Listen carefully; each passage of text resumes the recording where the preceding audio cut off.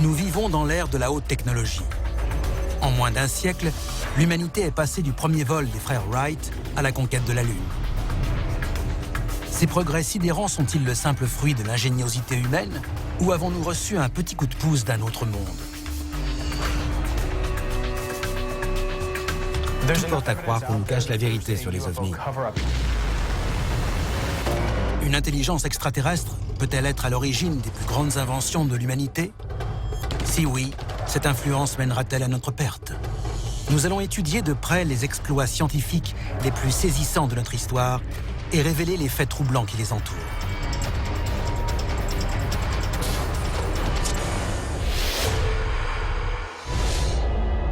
La machine est en marche.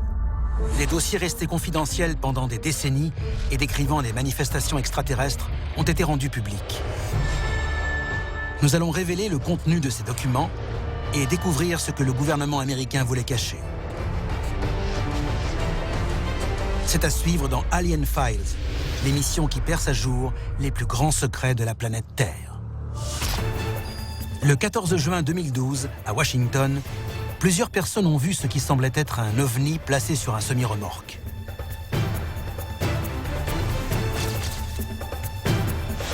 Le numéro d'urgence est assailli par les appels téléphoniques signalant cette étrange apparition. Yes, sir. This is the 911 operator. It looks like a UFO, to be honest with you. What does it look like? A UFO, I mean, I don't really know. I don't see too many UFOs in the regular I mean, does it look like a spaceship? Yeah. Tout le monde avait peur. Une sorte d'aéronef recouvert d'un genre de film en plastique blanc ressemblant à un ovni se baladait en ville. Le gouvernement a déclaré qu'il s'agissait d'un drone X-47B, un avion sans pilote. Mais d'où nous est venue cette technologie semblant tout droit sortie d'un roman de science-fiction? Quand on observe la technologie dont l'armée américaine dispose de nos jours, on se croirait dans un film hollywoodien. Et les drones ne sont pas les seules inventions qui soulèvent quelques doutes sur leurs origines véritables. Et si cette technologie venait d'une intelligence extraterrestre? Pour répondre à cette question, rendons-nous en Inde. On y raconte l'histoire de machines volantes sophistiquées, les Vimanas. La première œuvre représentant ces aéronefs remonte à 2500 ans. On y découvre un chariot brillant descendu du ciel et transportant des rois. Des chariots luisants comme le soleil et pilotés par des dieux. C'est une question de bon sens. À l'époque, si quelque chose débarquait d'un vaisseau venant d'apparaître dans les cieux et se posait sur Terre, on le considérait comme un dieu. Et s'il s'agissait, comme l'avancent certains, de visiteurs venus d'un autre monde et ayant établi le contact avec nos ancêtres? On peut désormais dire, en observant ces œuvres, qu'il ne s'agissait ni de Dieu, ni de divinité, ni d'étranges fragments de soleil planant au-dessus de nos têtes. Il s'agissait bien d'ovnis venant nous rendre visite. Ces œuvres constitueraient donc le premier témoignage d'une visite extraterrestre sur Terre. Et seraient loin d'être les dernières. On trouve dans le temple de Séti à Abydos, en Égypte, d'anciens hiéroglyphes représentant des objets défiant toute logique.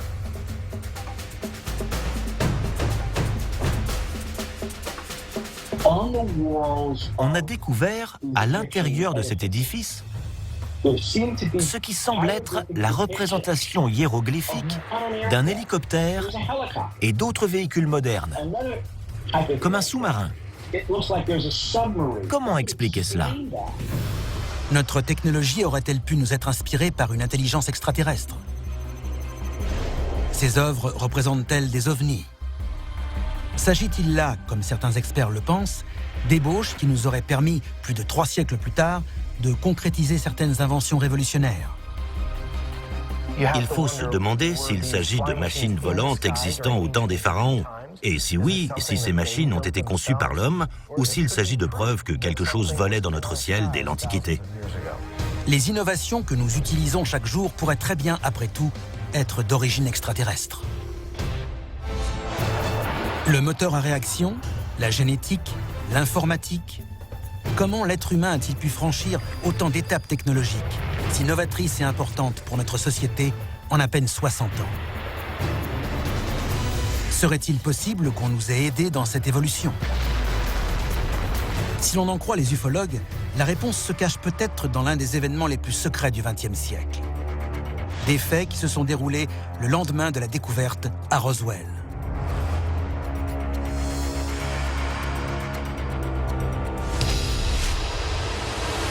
Dossier déclassifié le lendemain de Roswell. Le 4 juillet 1947, dans une paisible bourgade américaine où vivent les militaires de la base aérienne voisine, un fermier découvre l'épave d'un appareil mystérieux.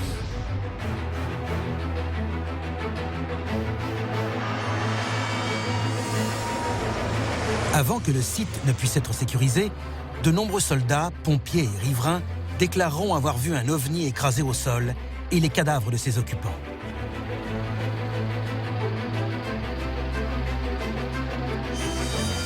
Disent-ils la vérité? Juste après la découverte de cette épave à Roswell, les autorités militaires ont déclaré avoir récupéré une soucoupe volante. Le communiqué a été repris par les médias du monde entier. The Army Air Forces has announced that a flying disc has been found and is now in the possession of the Army. Army officers say the missile, found sometime last week, has been inspected at Roswell, New Mexico, and sent to Wright Field, Ohio, for further inspection. La relation entre les événements de Roswell, en juillet 1947, et une vie extraterrestre est très complexe à contredire. Ce document datant de 1950 et provenant du FBI prouve non seulement qu'une soucoupe volante a été découverte, mais également que 3 corps vêtus d'une combinaison métallique se trouvaient à son bord. Les militaires savaient-ils que cet aéronef provenait d'une technologie extraterrestre? Et si oui, qu'ont-ils fait des débris de l'appareil? Voici le hangar 84. C'est ici que les fragments de l'épave et les cadavres ont été acheminés. À l'époque, il y avait une certaine effervescence dans les parages. À l'intérieur du hangar, on pouvait voir le vaisseau et les 5 corps alignés. Que s'est-il passé après le crash de Roswell? L'armée a essayé d'étouffer complètement l'affaire et a maintenu le secret pendant 31 ans. Mais ça n'a pas empêché certaines autres choses de se produire. Pendant la décennie qui a suivi, la technologie militaire a fait d'immenses progrès. Des appareils plus rapides, des machines plus sophistiquées. Moins de 10 ans plus tard, l'Amérique envoyait un homme dans l'espace. Et 22 ans après, Neil Armstrong posait le pied sur la Lune. Regardez toutes les inventions développées après Roswell. La fibre optique, les circuits intégrés, la furtivité radar. Toutes ces innovations ont été faites très peu de temps après les événements de Roswell. Les militaires n'ont jamais admis avoir exploité de technologie d'origine extraterrestre. Jusqu'au jour où le colonel Philippe Corso a pris sa plume.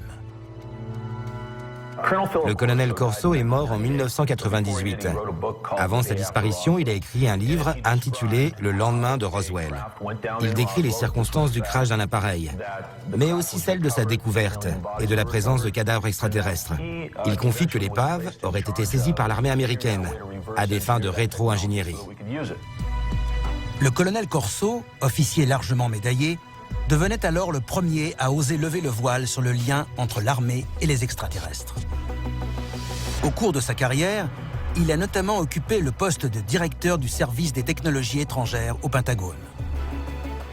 Il a clairement indiqué que lorsqu'il était en service, un des projets qu'il a eu à mener a été celui qui consistait à étudier l'épave du crash de Roswell sous toutes ses coutures. Sa mission était de tirer tous les enseignements possibles de la technologie embarquée à bord du vaisseau. Selon ses dires, le colonel se voit remettre des morceaux de circuits imprimés, un système de propulsion, un tissu indestructible et un étrange casque. Il est chargé de développer un programme visant à réaliser des recherches sur la technologie extraterrestre. Il semblerait que certaines de ces pièces ont été confiées à des sociétés aéronautiques, notamment afin de pratiquer des analyses de rétro-ingénierie. L'objectif étant de reproduire des systèmes d'origine extraterrestre pour en tirer profit sur de nouveaux appareils. En échange de ces études, ces sociétés ont passé de juteux contrats avec le gouvernement. Ces découvertes nous ont sans doute aidés à remporter certaines guerres. Et il est probable qu'elles continuent à être un atout majeur.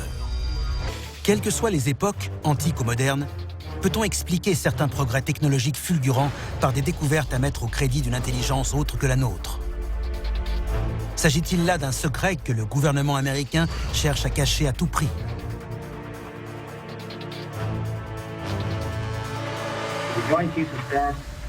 Talk to you or concern you about the unknown and the unidentified flying objects? Oh yes, we discussed it at every conference that we had. Tout porte à croire qu'on nous cache la vérité sur les ovnis. Mais la question est, pourquoi le gouvernement américain le fait? Certains fragments récupérés à Roswell auraient été acheminés dans une base ultra secrète dont l'existence n'est officielle que depuis 1995. Cette base, c'est la zone 51. La zone 51 est une installation militaire top secrète située à 160 km au nord-ouest de Las Vegas. Beaucoup d'anciens employés de la base affirment que l'on y travaille sur beaucoup de projets, parmi lesquels des opérations de rétro-ingénierie extraterrestre. Le gouvernement n'a jamais révélé ce qui s'y passe. Manifestement, c'est une sorte de centre d'essai pour de nouvelles armes. C'est un endroit tellement mythique que les pilotes l'ont surnommé Dreamland. Dossier déclassifié, la technologie de Dreamland. Dans les années 50 et 60, en pleine guerre froide, les recherches sur la furtivité étaient l'un des facteurs stratégiques les plus déterminants. Dans la plupart des cas, les ovnis n'apparaissent pas sur les écrans radars. Il semble donc évident qu'ils sont dotés de cette technologie. Nous l'avons donc peut-être emprunté à l'épave de Roswell. Si l'on en croit certains ufologues, les militaires américains ont coopéré avec des entreprises civiles pour développer cette technologie. En 1958, un peu plus de 10 ans après Roswell, le projet Oxcart voyait le jour.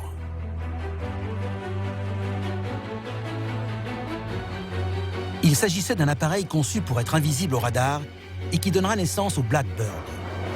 Peut-être tenait-il sa furtivité de la soucoupe volante de Roswell.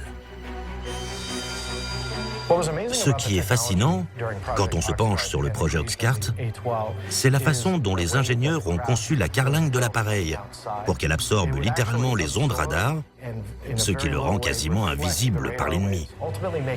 À l'époque, il s'agissait du top de la furtivité. Quelle autre avancée technologique a pu être rendue possible grâce à la soucoupe volante de Roswell? Les combinaisons métalliques dont les occupants de l'appareil étaient vêtus ont-elles une descendance? L'un des plus grands mystères entourant l'affaire Roswell, ce sont ces débris de tissus qui auraient été retrouvés.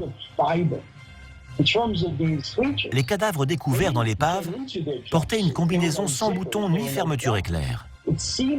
Elle épousait parfaitement les formes de leur corps. De quels matériaux était-elle faite? Des échantillons ont été fournis à plusieurs centres de recherche. Il s'est avéré que ces fibres étaient assez solides pour arrêter les balles.